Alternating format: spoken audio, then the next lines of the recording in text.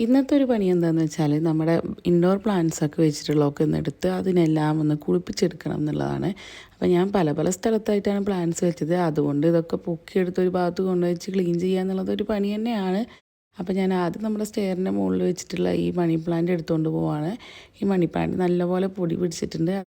അതേപോലെ തന്നെ ഇതിൻ്റെ ഈ സ്റ്റിക്കൊക്കെ ഒടിഞ്ഞു പോയിട്ടുണ്ട് കേട്ടോ. അപ്പോൾ അതൊക്കെ നമുക്ക് ശരിയാക്കി എടുക്കണം. അതിന് മുമ്പായിട്ട് ആദ്യം ഒന്ന് കുളി കഴിഞ്ഞിട്ടാണല്ലോ ബാക്കിയൊക്കെ ഒന്ന് ചെയ്യാമെന്ന് വിചാരിച്ചിട്ട് അങ്ങനെ വെച്ചിട്ടുള്ളതാണ്.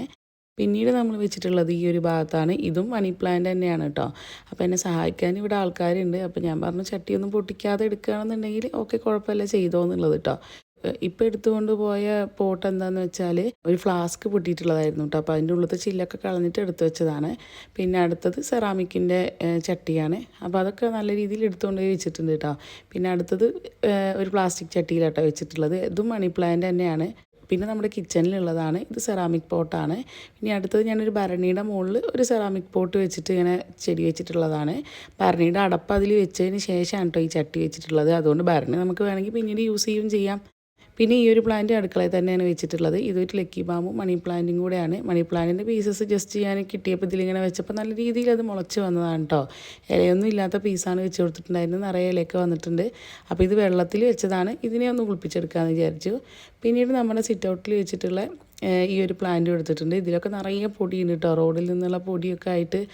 അപ്പോൾ അതൊക്കെ ക്ലീൻ ചെയ്തെടുക്കാമെന്ന് വിചാരിച്ചിട്ട് എല്ലാ ചെടികളും അങ്ങനെ നമ്മുടെ ബാക്ക് യാർഡിൽ എത്തിയിട്ടുണ്ട് കേട്ടോ. ഇനി നമ്മൾ പൈപ്പ് എടുത്തുകൊണ്ട് വരണം. പൈപ്പ് എടുക്കാനായിട്ട് പുറത്തോട്ട് പോയപ്പോൾ 6 വാശിയിൽ നാൾ ചെയ്തിട്ടുള്ള പരിപാടിയാണ് കേട്ടോ ഇത്.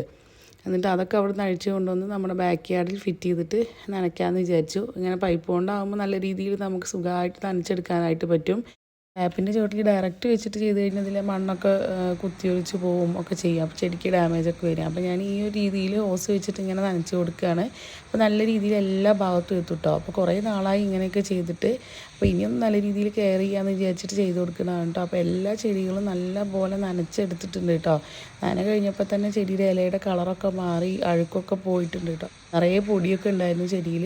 അപ്പോൾ അതൊക്കെ പോയി നല്ല നീറ്റായിട്ടുണ്ട്.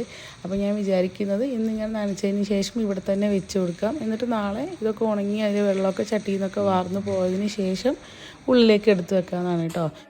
അങ്ങനെ ഞാൻ നനയൊക്കെ കഴിഞ്ഞ് ഡോർ അടച്ചിട്ട് പോയിട്ടുണ്ട് കേട്ടോ. ഇവിടെ ആകുമ്പോൾ എന്താണെന്ന് വെച്ചാൽ സൺലൈറ്റും കിട്ടും. അപ്പോൾ ചെടിക്കൊരു ക്ഷീണവും ആവില്ല. അപ്പോൾ ഇനി നമുക്കിത് നാളെ എടുക്കാം കേട്ടോ.